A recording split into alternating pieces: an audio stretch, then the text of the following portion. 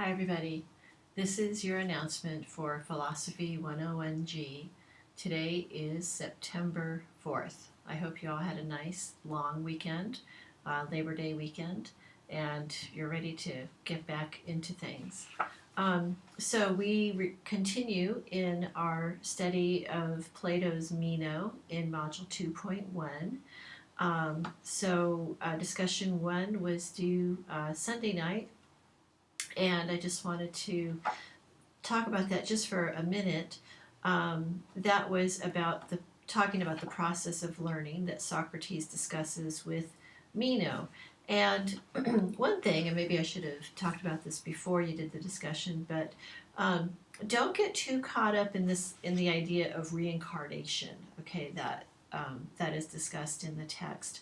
That yeah, it's important, but I think what's more important, at least to me, in my interpretation of the text, is that Socrates gives us this idea that can learning is recollection. All right, and so that might I think one of you said, well, does that mean there's not ever new knowledge?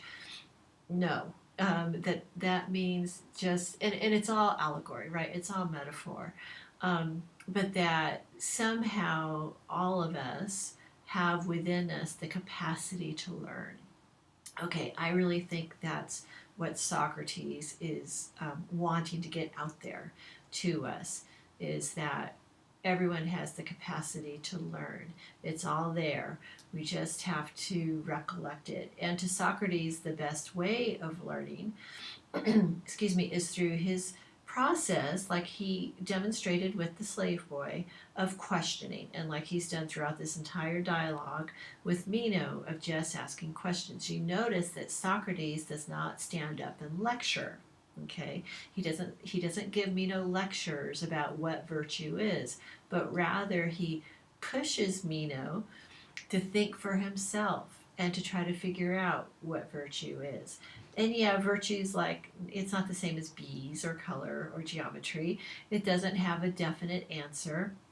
But to Plato, okay, remember, this is ancient Greece, before all the science that we have now. Plato really believed that there were truths to everything. And so he believed that there was somewhere, somehow, one definition of virtue. Um, but for Socrates and for Plato, the point wasn't to find necessarily to arrive at that definition. The point was, you've heard this sort of cliche, the journey, right? It's the process of learning and getting there that is most valuable. Okay, so just wanted to throw that out there for you to think about in terms of that discussion. All right, so we move on. You should be finishing the text this week. And then there's a second discussion, which your final post is due on September 9th. So your first post will be due the 7th on Friday. Discussion 2 is over right opinion and knowledge. So as you move later on into the text, into the dialogue, Socrates is going to talk to Meno about right opinion and knowledge. And so one question that I'll ask you is, well, what's the difference between the two? What does Socrates say? And this is very important, and I worry that sometimes students miss it just by reading the dialogue. So what I wanted to emphasize is that by knowledge, how do we know? Okay, this is going to sound weird. How do we know something, right? Okay, so how is knowledge confirmed as knowledge? It's through testing, right? If we think about science, the scientific method, you have hypotheses and you test that.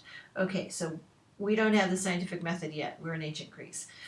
But for Socrates and for Plato, he firmly believed that it was possible to test ideas. Okay, and so this is the logical reasoning that you see Socrates go through, and he makes Meno go through it with him.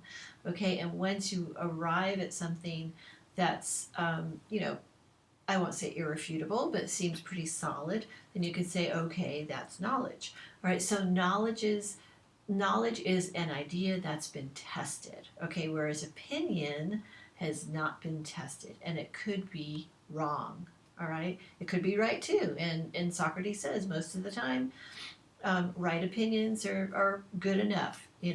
It's good enough to get you to Athens. Okay, so just stuff to think about for this week. It's kind of a nice week. I'm going to let you sort of ruminate and really take your time with this text. So I hope you talk about it. Please keep using the coffee shop to talk about your ideas and your thoughts about the text. And I guess that's it. Okay, I'm looking forward to seeing your next discussion, and we continue on. Okay, thank you. Have a good week.